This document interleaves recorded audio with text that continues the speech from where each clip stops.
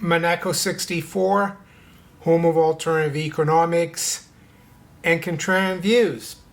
Well, today we're going to look at Europe and the UK, whether they could go the way of BRICS. Yes, not joining BRICS, but pretty much doing what BRICS has been doing for the last few years, and that is de-dollarizing, trying to create new methods of payment.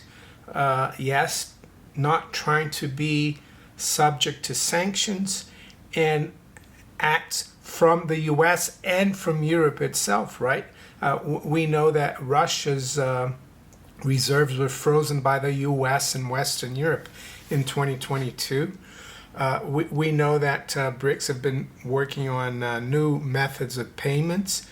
China, Enbridge, yes. And now, not surprisingly, with what's happening geopolitically and with the Trump administration, there's an article that came out on the 16th of February here on the Telegraph in the UK, and it says Britain plots visa rival over fears Trump could pull the plug on payments. So would it be easier for the UK and the EU, for example, to join BRICS? Well, I'm not sure they will do that. They don't want to really be aligned probably with Russia and China, so they're going to go at it their own way. That's going to make the world even less globalized. It's going to break things up. It's going to make it harder and harder when you go abroad to pay for things. Yeah. Before we look at this article, though, just wanted to give a shout out to my precious metals affiliates. In the US, it's Miles Franklin. All the details are below in the description of this video. We have a landing page there. But as Andy Schechtman always tells me, it's always best to call the toll-free number and have a word with one of the brokers there and tell them that Mario or Maneco 64 sent you there. And for the UK, my UK viewers, it's Gold Investments. Yes, all of the details are below in the description. And I've heard from Oliver Temple that they've lowered the premiums for the various dates, 1 ounce gold Britannia. What does that mean? Well, it means the pre-2026 gold Britannias, the premiums come down a bit. So that's an interesting situation there. Yes, volatility in gold and silver is still present, especially during this New Year hiatus, Chinese New Year hiatus. I think the bullion banks and the speculators are going to be in charge a little bit of the price, but nothing has changed.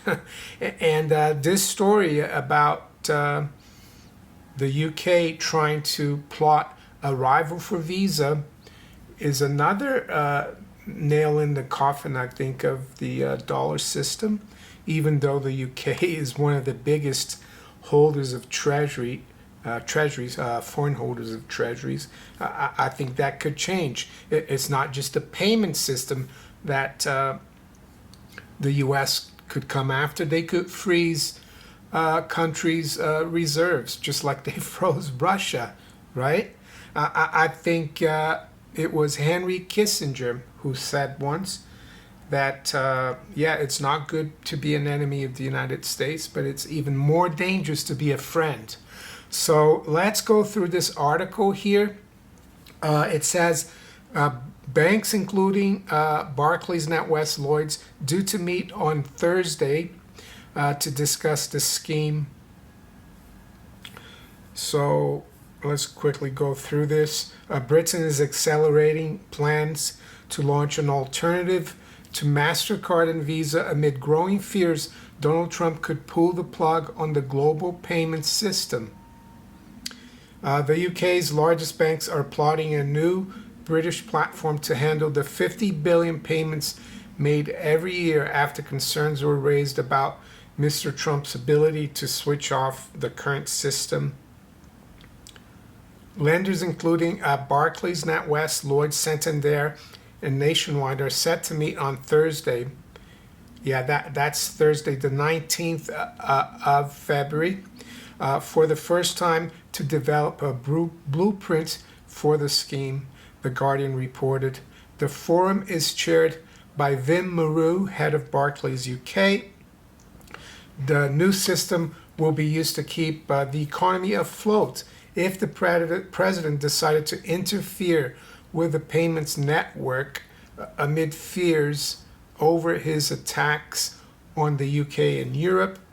Banks and regulators are also hoping this scheme will cut Britain's reliance on US financial infrastructure, which underpins much of the world's payment schemes. If Mastercard and Visa were turned off, it would send us back to the 1950s, one executive told The Guardian, referring to the period when cash was used for the majority of payments. Well, that wouldn't be a bad thing either, in my opinion, using cash. Of course, it would be very disruptive nowadays because we don't use as much cash. The president's strident tone on defense matters, as well as his threats over Greenland, have prompted the UK and EU to step up plans to lessen their reliance on US systems and infrastructure.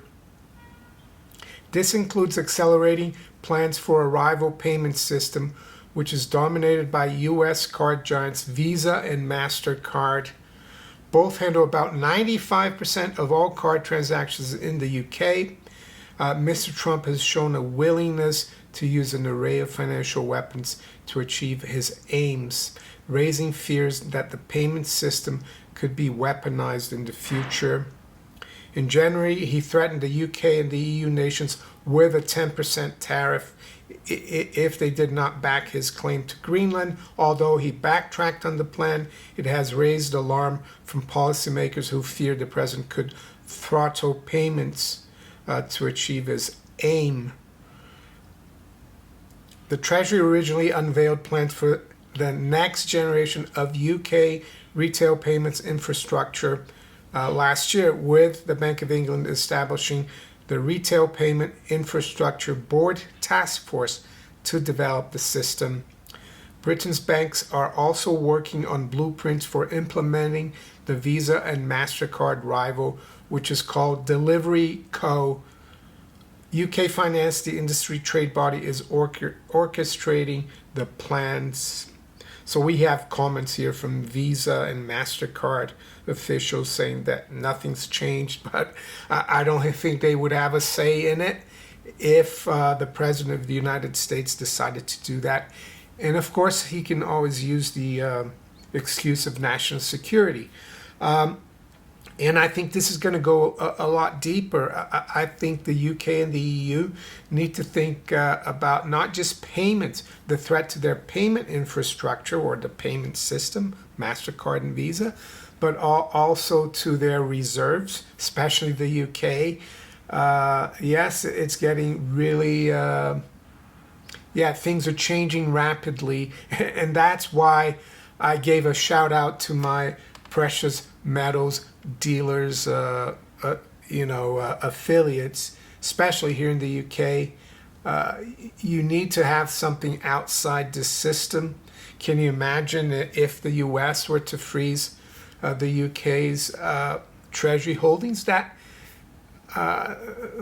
would really put the cats amongst the pigeons in terms of the UK financial system. We'd be in trouble. And I think, despite the fact that, of course, the last time the UK did anything to do with gold was sell half its reserves, thanks to Gordon Brown. But I think there were a lot of people behind the scenes that push him to do that. You might want to think about the big bankers, right, in the city of London. I think they were the people behind it. But we haven't seen any activity in terms of the UK gold reserves. If I was the UK, I would be diversifying away from US treasuries into gold. because, yeah, it might not just be the payment system that might be blocked, like Visa and Mastercard. Pretty soon, UK's dollar reserves could be in trouble. They could be frozen. I'm not sure which EU countries have the most dollar reserves.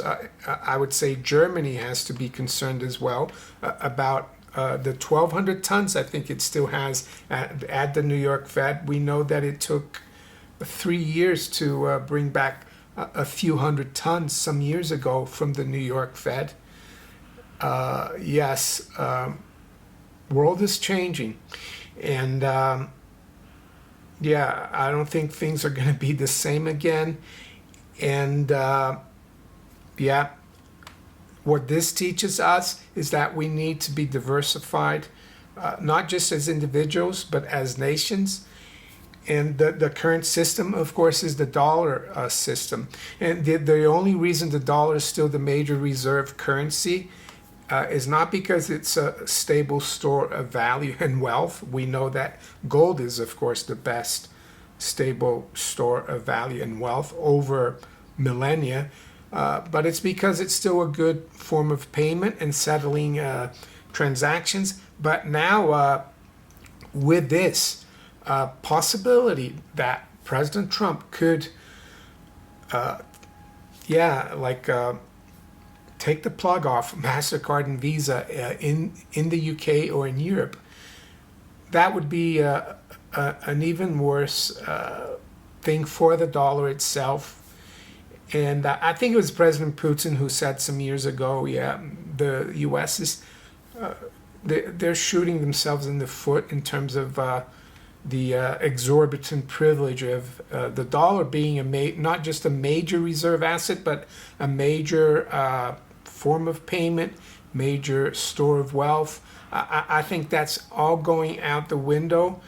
And we saw that China's continued to unwind its treasury holdings, continue to buy gold. So, yeah, gold's coming back. I saw former head of chief economist of the BIS, William White. He was being interviewed on YouTube, and he said, yeah, it looks like gold is becoming more money. Well, Mr. White, with all due respect, and he's seems like a nice guy, gold has always been money. It's just that people are remembering it and they're realizing that it is the only money and the only form of payment that's neutral, and that no one can turn it off. You know, you've got your gold coin, or the UK Treasury has its gold bars. No one can cancel that. It's always going to be there. So there you go. Interesting times. And as I've always told you, try to be your own central bank. Have your own reserves of physical gold and silver. Oh, I know they won't be as huge as country reserves, but every little helps. So with that, I'm going to wish you all a very good day. Take care. Bye.